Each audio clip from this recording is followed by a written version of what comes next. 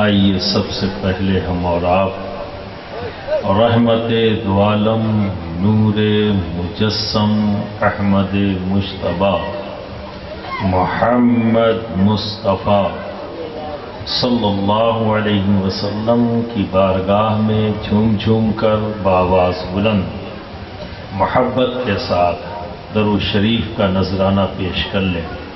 اللہم صلی علی سیدنا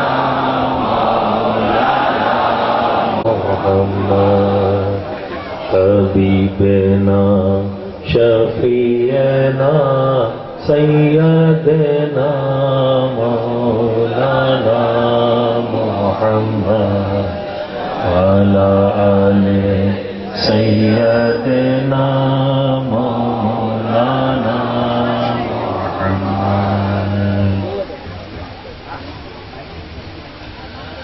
برادران ملت اسلامیہ، اس کا کانسیپٹ کلیئر ہو، وہ جس راہ پر چل رہا ہے اگر اسی میں ہی کنفیوز ہے وہ کیا آگے بڑھے گا؟ سپوز کریے اگر آپ اپنے گھر سے نکلے کسی کام کی غرض سے اور نکلنے سے پہلے ہی ذہن میں آ گیا کہ یہ کام ہوگا کہ نہیں ہوگا، تو بڑے سوالات کھڑے ہو جائیں گے۔ جاؤں گا، آٹو پکڑوں گا، 20% خرچہ ہوگا، پتہ نہیں وہ کام ہوگا کہ نہیں، تو آنے جانے کی پریشانی، پیسہ بھی خرچ ہوگا، پھر ذہن میں آئے گا نہیں چل کے دیکھ تو لیں، ایک قدم آگے بڑھے گا، چلو دیکھتے ہیں، اور پھر جب خیال آئے گا کہ پتہ نہیں ہو کام تو ایک قدم پیچھے۔ تو عمل تو ہو رہا ہے، پر کیسا عمل؟ ایک قدم آگے ایک قدم پیچھے، ایک قدم آگے ایک قدم پیچھے، پر منزل وہیں کی وہیں ہے۔ یوز ہو گئی، وقت بھی گزر گیا، پر آگے پیچھے کرتا ہوا اسی جگہ کھڑا رہ گیا۔ اسی طرح سے ایک مشکوک انسان اپنی زندگی میں جو بھی عمل کرے اگر وہ شکوک و شبہات کے ساتھ ہے تو پھر وہ کیسے ترقی کر سکتا ہے؟ وہ اسی جگہ پر کھڑا رہ جاتا ہے، وہ ترقی نہیں کر سکتا۔ اور چونکہ شیطان ابلیس یہ آپ کا دوست ہے یا دشمن؟ جانتے ہیں آپ؟ کوئی کنفیوژن تو نہیں ہے؟ اس بارے میں مشکوک تو نہیں ہو آپ؟ پکا پتا ہے کہ شیطان آپ کا دشمن ہے؟ اتنی آہستہ سے بتا رہے ہو کہ مجھے لگ رہا ہے کچھ لوگ مشکوک ہیں۔ ارے بھائی جس بات میں کوئی شک شبہ نہیں ہو تو پوری دمداری سے کہو کہ بے شک شیطان ہمارا دشمن ہے،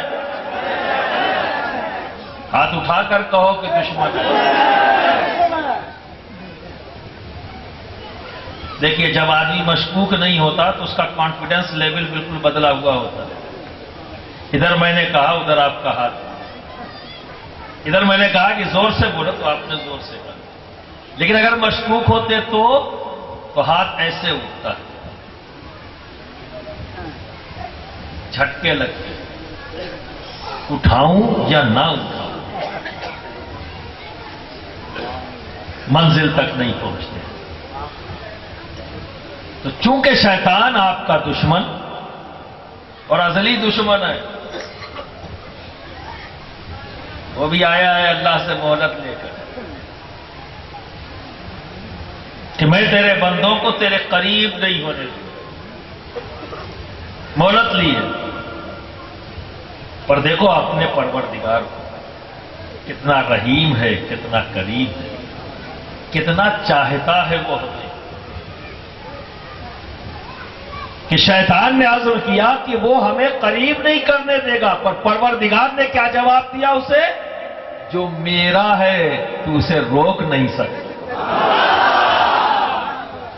جو بندہ میرا ہے تو اسے روک نہیں پائے گا۔ اب جسے روکے گا پہلے ہی ڈکلیئر ہے کہ وہ میرا نہیں، ورنہ اگر رب یہ کہہ دیتا کہ سب میرے تو کسی کو بھی بہکانا پڑا۔ راستہ تو رب نے دے دیا، یہ اس کا اختیار نہیں ہے، کوئی پاور نہیں ہے، اس کی چھوٹ دے دی۔ تو دوستو وہ یہ چاہتا ہے کہ آپ اپنے رب کے قریب نہ ہو، اسے روکنا ہے۔ اس نے یہ کام لیا ہے اپنے ذمے، اور ہمارے ذمے اللہ نے کیا کام دیا ہے یہ سمجھنے کی ضرورت ہے۔ ہم یہاں فائٹ کرنے آئے، لاٹھی ڈنڈا چلانے نہیں۔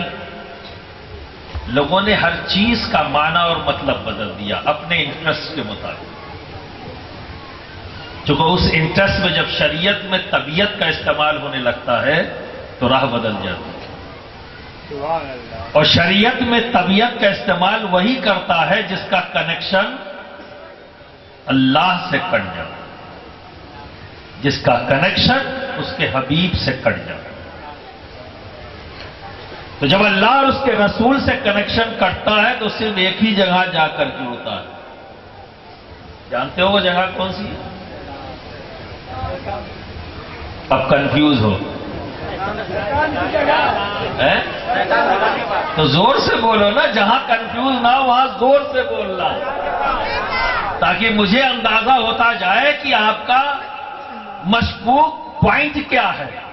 جہاں جہاں آپ مشکوک نہیں ہو وہاں میں بات نہیں کروں گا، میں آگے بڑھتا جاؤں گا، اور جہاں مجھے یہ لگے گا کہ آپ کنفیوز ہو پھر وہیں رک کر اس کی وضاحت کروں گا، پھر اپنی بات کو آگے بڑھاؤں گا۔ اس لیے ہر بات جو پوچھوں تو بڑی مضبوطی سے جواب دو، کیونکہ آپ کے انداز سے مجھے احساس ہوگا کہ اس بات پر آپ مشکوک ہو یا نہیں ہو۔ تو جس کا اللہ اور اس کے رسول سے کنیکشن کٹ جاتا ہے کس سے جڑتا ہے؟ اور زور سے بولو، ہاتھ اٹھا کر بولو۔ ہاں، آج جو تقریر ہوگی وہ تھوڑی آپ کرو گے، تھوڑی میں کروں گا، اکیلے نہیں کروں گا۔ آج میں تھکا بہت، ٹھیک ہے نا؟ بہت آپ لوگوں نے مقرروں کو خوب یہاں محنت کروائی ہے اور خود آرام سے بیٹھے رہے، اتنے آرام سے بیٹھے کہ 1.5 گھنٹہ مقرر محنت کرتا رہا اور آپ آنکھ بند کر کے اس کی تقریر کھاتے رہے۔ یہ میں نہیں ہونے دوں گا، ٹھیک ہے؟ آج شیر پر سوا شیر کا معاملہ ہے، ٹھیک ہے نا؟ جتنی دیر میں بولوں گا آپ کو بھی بلواتا رہوں گا، ٹیسٹ کروں گا، کیونکہ جب آنکھ بند ہو جاتی ہے نا تو منہ کھل جاتا ہے، ٹھیک ہے؟ جب تک آنکھ کھلی رہتی ہے تو آدمی تقریر سنتا ہے، اور جب آنکھ بند ہوتی ہے تو تقریر کھاتا ہے، کھل جاتا ہے۔ کھانے نہیں دوں گا، ٹھیک ہے نا؟ آنکھیں کھلی رہنی چاہیے۔ تو کنیکشن کٹا اور جڑا شیطان کا ایک ہی مین آبجیکٹ ہے، وہ کیا ہے؟ اولاد آدم کو کامیاب نہیں ہونے دینا، اسے کامیابی کی طرف مجھے نہیں جانے دینا، انہیں روکنا۔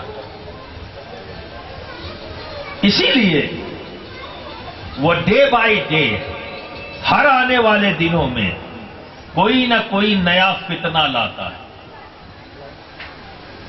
اور موجودہ دور کا جو فتنہ ہے وہ ہے کیوں اور کیا۔ موجودہ دور کا فتنہ کیا ہے؟ لکھا کہاں ہے، یہ کیا ہے، وہ کیا ہے، یہ کیسے ممکن؟ اس انداز میں گفتگو ہوتی ہے جیسے اتھارٹی ہے، امام وقت یہی ہیں، جب ایک عوام میں سے کوئی فرد کھڑا ہو کر کسی عالم کو چیلنج کرنے لگے تو اب اس سے برا دن کوئی دوسرا نہیں گزرے گا. اور اب ہو رہا ہے. قرآن اور حدیث کو وہ لوگ پیش کر رہے ہیں جو صحیح طریقے سے عبارت بھی نہیں پڑھ سکتے، کیونکہ شیطان نے یہ حربہ استعمال کیا. اب لوگوں کو سوالات دینا شروع کر دیا، اور کسی کو بھی زندگی میں سوالات آرام نہیں دیتے، سکون نہیں دے سکتے. جب انسان اسٹڈی کرتا ہے، پڑھتا ہے، تو پڑھتے پڑھتے اس میں سوالات پیدا ہوتے ہیں.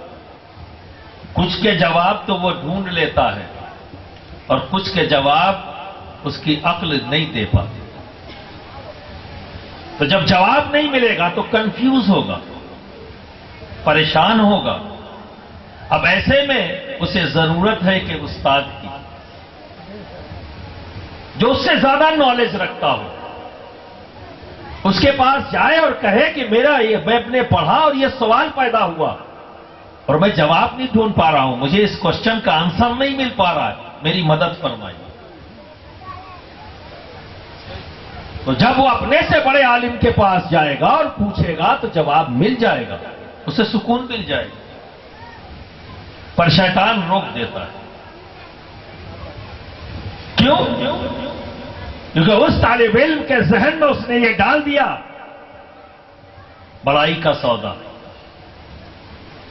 اسے یہ احساس ہے کہ میں تو بہت بڑا ہو گیا ہوں، اب تو میں بخاری شریف پڑھتا ہوں، ترمذی شریف پڑھتا ہوں، نسائی پڑھتا ہوں، میں نے اتنی بڑی بڑی کتابیں پڑھ لی ہیں، اب مجھے کسی کی بارگاہ میں حاضر ہونے کی کیا ضرورت، میں تو خود بہت بڑا ہوں. بڑائی کا سودا پیدا کرنا.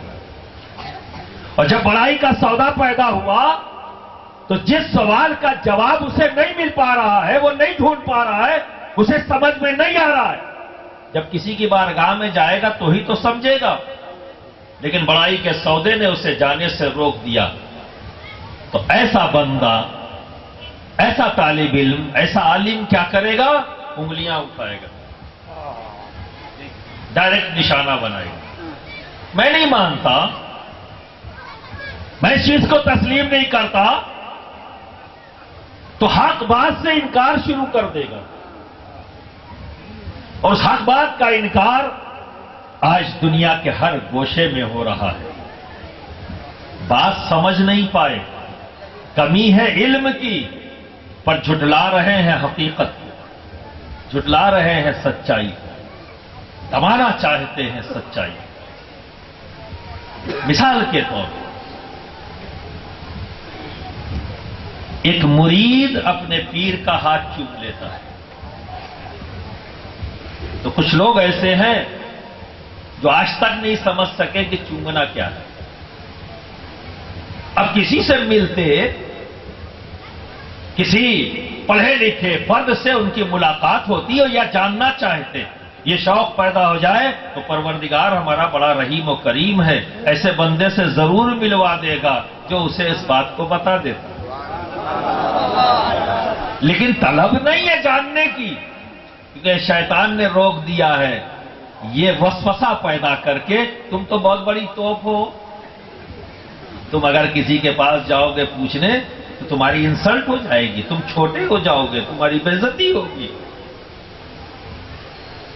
یہ خود ساختہ بڑائی کا جو سودا پیدا ہوا اس میں، اس نے اسے تباہی کے راستے پر ڈال دیا اور اس نے چومنے کو شرک کہہ دیا. سمجھ نہیں سکا. اب استاد کا ہاتھ چوم لیا کسی شاگرد نے، اور جن کا کانسیپٹ کلیئر نہیں، وہ کہتے دیکھیے صاحب یہ کیسا شاگرد، یہ کیسے استاد.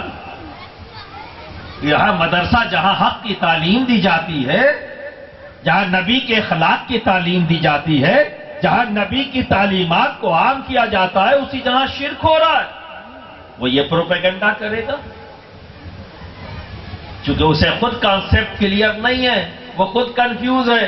تو اب کنفیوز آدمی جہاں بیٹھے گا اس کے آس پاس کے لوگ بھی کنفیوز ہوں گے. بھائی جس کے پاس جو مال ہوگا وہی تو دے گا.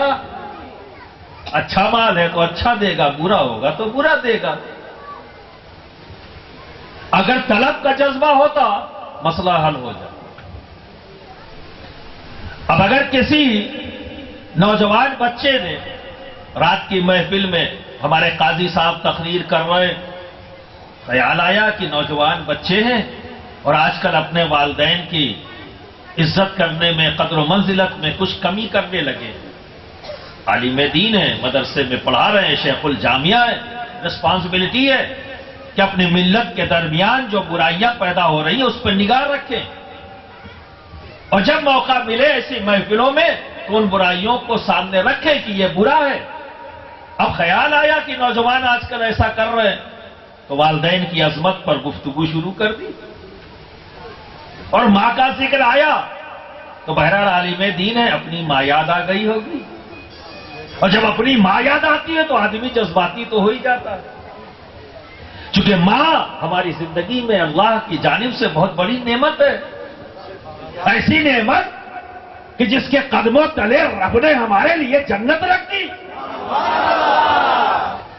اب جذباتی ہو گئے، جوش میں تقریر ہو رہی ہے، آنکھیں ڈبڈبا اٹھی، نوجوان بچہ ہے، قاضی صاحب کے اس انداز کو اس نے دل سے قبول کر لیا، جس یقین کے ساتھ کہ عالم دین ہے، جو بات کہہ رہے بالکل سچی ہے، حق ہے۔ اب صبح اٹھا، گھر گیا ندامت کے ساتھ کہ اب تک میں اپنی ماں کو وہ عزت نہیں دے رہا تھا، وہ محبت نہیں کر رہا تھا جس کی وہ حقدار تھی۔ عہد کر لیا کہ اب میں وہی کروں گا جو مجھے میرے عالم نے بتایا ہے۔ اس عزم کو لے کر گیا گھر، رات بھر بے چین رہا کیونکہ ماں سو چکی تھی، صبح انتظار کر رہا ہے کہ جلدی سے صبح ہو، ماں کا چہرہ نظر آئے، مسکرا کے اس کے چہرے کو دیکھوں، کیونکہ والدین کے چہرے کو مسکرا کر دیکھنا عبادت۔ اس انتظار میں جیسے ہی والدین سامنے آئے، مسکرا کر دیکھا، پھر بات یاد آ گئی رات کی کہ قاضی صاحب نے یہ بھی کہا تھا کہ ماں کے قدموں تلے جنت ہے۔ جب ماں کے قدم کو اس نے دیکھا اسے جنت یاد آ گئی، اور جیسے ہی جنت یاد آئی تو سوچا لاؤ میں اپنی جنت کو چوم لوں، لاؤ بڑھ کر اپنی جنت کو چوم لوں۔ جھکا چومنے کے لیے، ایک صاحب کنفیوز کھڑے تھے، دور سے دیکھا کیا سجدہ کر رہا ہے، ماں کے قدموں کو چوم رہا ہے، کسی کو سجدہ نظر آ رہا ہے، یہ آپ کو نظر آ رہا ہے نا؟ بات پروف کہ حد میں کب داخل ہوگی جب عمل کرنے والا یہ بتائے کہ اس نے کیا کیا ہے۔ اب دوست ہیں تو گفتگو کر رہے، اکثر لوگ گفتگو کے دوران بعض عمل ایسے ہوتے ہیں جس پر دھیان نہیں دیتے۔ چابی کا چھلا ہے، انگلی میں پھنسا ہوا، یوں گھما رہا ہے، بات بھی کر رہا ہے، ہوتا ہے۔ ایک ہی وقت میں دو عمل ہو رہے، چابی چھلا گھما رہا ہے لیکن بے خیالی میں، گفتگو میں زیادہ لگا ہوا ہے، چھلا نیچے گر گیا۔ اب جھکا اٹھانے کے لیے کسی کو دیکھ رہے تھے، ایک صاحب دیکھا کیا بھائی رکوع کر رہے ہیں،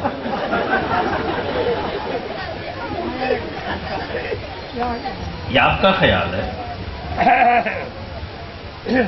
آپ کا خیال ہے کوئی چیز اگر گر جاتی تو جھک کے اٹھایا جاتا ہے، نیت رکوع کی نہیں ہے۔ لبوں سے قدموں کو اگر چومنا ہے تو جھکنا ہوگا۔ اب اگر آپ کو سجدہ نظر آئے تو ہم کیا کریں؟ جھک کے کوئی چیز اٹھائی ہے، رکوع نظر آ جائے تو ہم کیا کریں؟ یہ تو الزام ہے، بہتان ہے، اس کا جواب دینا پڑے گا پروردگار عالم کی بارگاہ میں۔ اور ہر جرم سے پہلے، مجرم بنانے سے پہلے، ارے دنیا کا دستور ہے، بنگلہ دیش کے کانسٹیٹیوشن میں لکھا ہوا ہے، اور دنیا کے ہر ملک کے کانسٹیٹیوشن میں لکھا ہوا ہے کہ جب کسی پر کوئی جرم عائد کیا جاتا ہے تو اس وقت تک جب تک جوڈیشری اس کے جرم کو قبول نہ کر لے تب تک وہ مجرم نہیں کہلاتا۔ تب تک وہ مجرم نہیں کہلاتا، ملزم کہلاتا ہے۔ ملزم کا مطلب ابھی چارج ہے، ثابت نہیں ہوا، چارج لگایا گیا ہے، وہ چارج صحیح بھی ہو سکتا ہے اور غلط بھی۔ تو جب دنیا کے اندر بہترین دماغ جب قانون بنا رہے ہیں تو یہ پروویژن رکھا ہے۔ اب آپ اندازہ کرو، جب انسان قانون بنائے تو پروویژن رکھ رہا ہے، تو اللہ جب قانون بنا رہا ہے تو کیا اس نے پروویژن نہیں رکھا؟ ارے رکھا ہے۔ یہی تو وجہ ہے کہ فقہائے کرام یہ کہتے ہیں، دنیا کے فقیہ انہوں نے یہ کہا کہ 99 ثبوت اگر کفر کے مل جائے اور ایک ثبوت اس کے کفر کا نہ ملے تو اسے بخش دیا جائے گا، اسے کافر نہیں کہا جائے گا۔ 99 ثبوت ہیں، ایک نہیں ملتا تب بھی اسے مومن کہا جائے گا، 99 کو ریفیوز کر دیا جائے گا۔ تو پروویژن تو موجود ہے، پر کیا کیا جائے؟ مشکوک انسان کرے گا کیا؟ جلدی ایکسپٹ بھی نہیں کرتا، ٹھیک ہے؟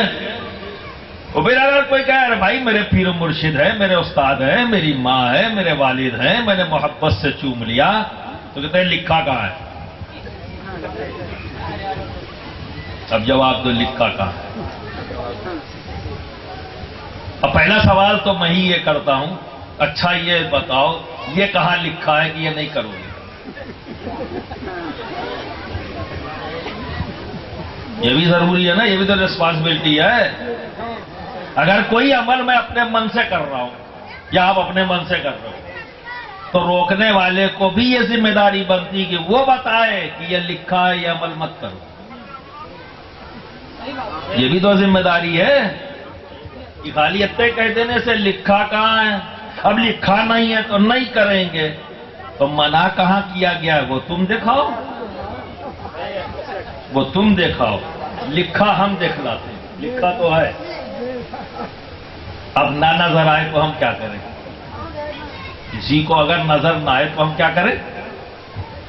کیونکہ اہل سنت والجماعت، اہل طریقت کا کوئی بھی طریقہ، کوئی بھی عمل ایسا نہیں ہے جو لکھا نہ ہو، جو لکھا نہ ہو، سب لکھا۔ اس لیے کہ انہوں نے قرآن اور حدیث سے ہی اخذ کر کے عمل کو ترتیب دیا۔ یہ اہل سنت والجماعت وہ ہیں کہ نبی کی پیروی کی صحابہ نے، صحابہ کی پیروی کی تابعین نے، تابعین کی پیروی کی تبع تابعین نے، ان کی پیروی ائمہ اسلام نے، ان کی پیروی اولیاء کرام نے، اور ہم اپنے اولیاء کرام کی پیروی کر رہے ہیں، کیونکہ ہمیں دین اسلام کسی مدرسے سے نہیں ملا ہے، ان بزرگان دین سے ملا ہے، کسی مدرسے کی چوکھٹ سے نہیں ملا، ان بزرگان دین کی چوکھٹ سے ملا ہے، ٹھیک ہے نا؟ انہی سے ہم متاثر ہوئے، اس لیے کہ انڈیوائیڈڈ انڈیا، انڈین کانٹیننٹ جس میں آج بنگلہ دیش اور پاکستان اور ہندوستان ہے، پر اسلام تو جب یہ ڈویژن نہیں ہوا تھا تب بھی، اور جتنی بھی مسلم پاپولیشن ہے میکسیمم کنورٹڈ ہے، یعنی اسلام کو قبول کیا تو مدرسہ دیکھ کے نہیں قبول کیا تھا، ان اولیاء کرام کو دیکھ کر قبول کیا۔ تو اپنی فکر کو چھوڑ دینا، اپنے راستے کو چھوڑ دینا اتنا آسان نہیں ہے، کچھ دیکھا ہوگا تبھی تو چھوڑا۔ اور یہ وہ لوگ ہیں اولیاء کرام کی ذات، وہ ذات ہے، کوئی بحث نہیں کیا، کوئی آرگومنٹ نہیں کیا، نہ گھر گھر گئے، گھر گھر نہیں گئے، ایک جگہ بیٹھ گئے، لوگ ان کے پاس آئے، لوگ آئے اور اسلام لے کر واپس گئے۔ تو لکھا تو ہے، لکھا ہے. لیکن یہاں تھوڑا سا اور چلو.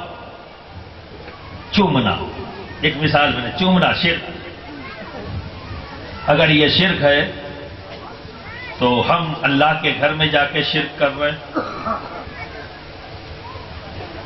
ابھی لوگ حج کرنے جائیں گے، ہمارے قاضی صاحب جا رہے ہیں پرسوں، تو شرک کرنے جا رہے ہیں. بولو، پھر کیا کرنے جا رہے ہیں؟ حج کیا ہے؟ پسندیدہ ہے یا غیر پسندیدہ؟ 100% ہے نا، فرض قرار دیا ہے اللہ نے. ٹھیک ہے. تو اب یہ ہمارے قاضی صاحب کیا کریں گے؟ ایئرپورٹ تک پہنچیں گے، اور اگر ڈائریکٹ جدہ جائیں گے تو الٹیمیٹلی احرام پہنیں گے. کہاں کی فلائٹ ہے آپ کی؟ جدہ. اب احرام پہننا ہوگا. اب پہننے کے بعد جدہ اتریں گے، وہاں سے جب بھی امیگریشن وغیرہ سے فارغ ہوئے اور مکہ پہنچے نہیں کہ فکر رہے گی جلدی سے عمرہ کر لوں. ٹھیک، سامان امان رکھ کے ایک دم جلدی میں ہوں گے. چلو بھائی، جو قافلہ ہے 128 آج ڈیجٹ ملی ہے، نسبت مخدومی لے کر جا رہے ہیں. 28 ایک کے ساتھ 28 لیڈر ایک ہوتا ہے. ٹھیک ہے، اور نسبت 28 100 ہو گئی. 28 کیا بات ہے، کیا بات ہے، کیا بات ہے. تو دوستو بہت جلدی میں ہوں گے، سب کو لے کے جائیں گے. اور جانے کے بعد سامنے اللہ کا مقدس گھر ہوگا، عظمت والا قدیم گھر. مطاف میں پہنچیں گے، پھر کیا کریں گے؟ طواف کرنے کی نیت ہوگی، کیونکہ عمرہ پورا کرنا ہے. تو عمرہ کرنے کے لیے سب سے پہلا رکن کیا ہے؟ طواف کرو. اب طواف شروع کیسے کریں گے؟ حجر اسود تک پہنچیں گے نہیں، چونکہ بھیڑ بہت ہوگی اور دھکم دھکا کرنا نہیں ہے، منع ہے نا، حرم ہے، کسی کو کوئی تکلیف نہ پہنچے. اب حجر اسود کو چومنا ہے. اور کیسے؟ موقع ملے تو لب سے چومو، موقع نہ ملے، وہاں تک نہ پہنچ سکو تو ہاتھ بڑھا کے چومو. اس کا بھی موقع نہ ملے تو ڈنڈی لگا کے چوم لو. اگر اس کا بھی موقع نہ ملے تو ایسے کرو، یوں کر لو، چومنا. واہ بھائی واہ، شرک کا اتنا اہتمام. لب نہ لگے تو ہاتھ بڑھاؤ. یہ بھی نہ ہو کوئی چیز اگر ہے تو چھلا کے چوم لو، وہ بھی نہیں تو ایسے کرو، چوم لو. اگر شرک ہے تو اتنا اہتمام، وہ بھی اللہ کے گھر میں. عبادت کی شروعات ہی شرک سے، چومنے سے، وہ بھی ایک پتھر. سب سے پہلے چومو، پھر راؤنڈ لگاؤ، پھر چومو، پھر لگاؤ، پھر چومو، پھر لگاؤ، پھر چومو. 7 چکر 8 شرک. نہیں سمجھ میں آتا؟ ہمیں لکھا تو تمہیں بہت بعد میں دکھائی دے گا، یہ تو دکھ رہا ہے عمل، وہ بھی نہیں دکھتا. اب کیا کریں؟ کون سا چشمہ لگوا کے دے دیں بھائی؟ دکھنے لگے. اب آؤ بخاری شریف کی حدیث کہ اللہ کے رسول کی بارگاہ میں ایک اعرابی آیا. اس نے کہا یا رسول اللہ، دستور عرب ہے لوگ اپنے بچوں کو چومتے ہیں، میں نہیں چومتا. سرکار دو عالم صلی اللہ علیہ وسلم نے فرمایا کہ اس کا دل سخت ہے. کیا فرمایا نبی نے؟ دل سخت ہے. اب سمجھ میں آ جانا چاہیے آپ کو. چومتا کون نہیں ہے؟ اب یہ میرا کہنا نہیں ہے، نبی فرما کہ جو چومتا نہیں اس کا دل سخت. تو کیا سمجھ میں آیا؟ چومنا کیا ہے؟ چومنا کچھ اور نہیں، اظہار محبت ہے۔ چومتا وہ ہے کہ جس کے پاس محبت کی دولت ہے، اور جس کا قلب اس دولت سے خالی ہے، سخت دل ہے، وہ نہیں چومے گا۔ جو سخت ہے، جو نرم ہے، وہ چومے گا۔ جو سخت ہے اس سے سختی ہی ظاہر ہوگی، کیونکہ جو قلب کی کیفیت ہوگی اسی کا ہی اظہار ہوتا ہے۔ ایک نرم دل سے نرمی کا اظہار ہوگا، اور سخت دل سے سختی کا اظہار ہوگا، یعنی سخت سے ظلم، نرم سے رحم۔ سخت سے ظلم، نرم سے رحم۔ اب آپ اندازہ کرو، اب ان دونوں میں سے رب کی بارگاہ میں کون سا پسندیدہ عمل ہے؟ زور سے بولو، جب کنفیوز نہیں ہو تو زور سے بولو، ہاتھ اٹھا کر بولو۔ رحم پسند، تو آپ کیا کرو گے؟ پھر آپ چوک گئے، پھر زور سے کہو۔ اب رحم کرنے کے لیے ضروری ہے قلب کا نرم ہونا، ٹھیک ہے؟ اور اس کی علامت کیا ہے کہ قلب نرم ہے؟ جب اسے دیکھ لو کہ بڑا بھائی سامنے آ جائے تو چوم لیتا ہے، ماں سامنے آ جائے تو قدم چوم لیتا ہے، چچا آ جائے تو اس کے ہاتھوں کو چوم لیتا ہے، استاد سامنے آ جائے تو اس کے ہاتھوں کو چوم لیتا ہے، پیر آ جائے تو ہاتھوں کو چوم لیتا ہے، کوئی بھی بڑا آ جائے اس سے محبت کا اظہار کیسے کرتا ہے؟ چوم لیتا ہے، سمجھ لو۔ اور جس کے چہرے پہ شکن آ جائے تب بھی سمجھ لو۔ بات سمجھ میں آئی؟ کیونکہ سمجھنا ضروری ہے، کنفیوژن دور ہونا چاہیے، ٹھیک ہے نا؟ کیونکہ شیطان کوئی الگ شکل صورت تھوڑی نہ بنا کے آئے گا، وہی صورت شکل بنائے گا جو تھوڑی جانی پہچانی ہو۔ دھوکہ دینا ہے نا؟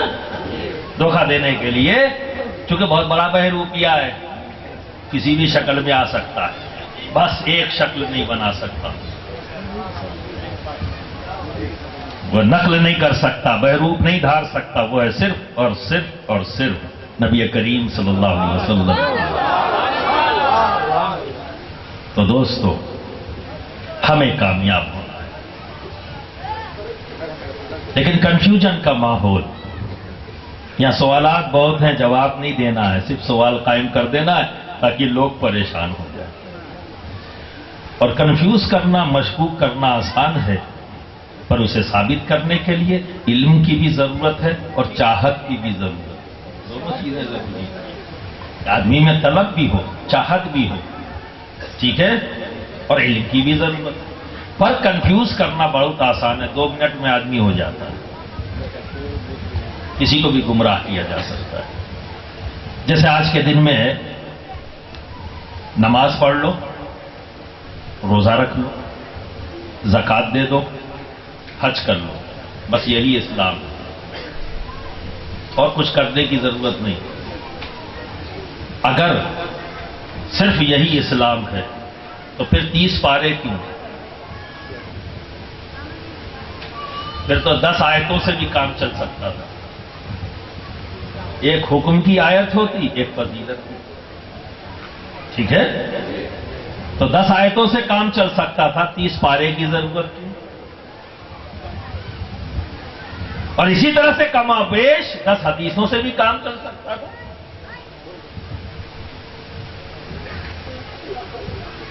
پر اتنی حدیثوں کی کتابیں، اتنی حدیثیں، اس کی ضرورت کیا؟ اتنا شارٹ نہیں ہے، کیونکہ یہ اس لیے کہا جا رہا ہے کہ آپ روح اسلام سے دور ہو جائیں، آپ کے پاس صرف فارمیلٹی رہ جائے، جو روح ہے وہ آپ سے چھیننے کی کوشش کی جا رہی ہے، کنفیوز کیا جا رہا ہے۔ ایک پریکٹس میں ڈالنے کی کوشش کی جا رہی ہے. جاؤ جلدی جلدی پڑھو اور چلے آؤ. بس جو نماز کی لذت ہے وہ تم سے لے لی جا رہی ہے. بس ایک ارکان کے طور پر، ایک ایکسرسائز کے طور پر نماز کو پیش کیا جا رہا ہے. نماز پڑھ کے باہر نکلے اور جھوٹ بول رہے ہیں. نماز پڑھ کے باہر نکلے جھوٹی قسم کھا رہے ہیں. کیا مطلب ہوا؟ کیونکہ نماز وہ عبادت ہے جو بندے کے ظاہر کو اور اس کے باطن کو پاک کر دیتی ہے، صاف کر دیتی ہے. تو یہ کون سی نماز پڑھی تم نے؟ کیا بھی نماز پڑھ کے باہر نکلے اور جھوٹ بولنے لگے، فریب دے رہے. نماز پڑھ کے دکان پر بیٹھے لمبے لمبے جھوٹ. یہ کون سی نماز پڑھ کے نکلے ہو جس سے تمہارے جھوٹ پر کنٹرول نہ ہوا؟ تمہارے قلب میں اللہ کا خوف کیوں نہیں پیدا ہوا؟ کیونکہ نماز تو وہ عبادت ہے کہ جس کے تعلق سے آپ کو یہ سوچنا ہے کہ میں نہیں دیکھتا پر میرا رب مجھے دیکھ رہا ہے. ہم اپنے رب کے سامنے کھڑے ہیں. اب آپ اندازہ کریے، دنیا کے حاکم کے سامنے جب کھڑے ہوتے ہو تو قدموں میں لرزہ پیدا ہو جاتا ہے. پرائم منسٹر کے سامنے کھڑے ہونے میں کہاں ہو جاؤ گے، اور اس رب کے سامنے کھڑے ہو رہے ہو کوئی اثر نہیں.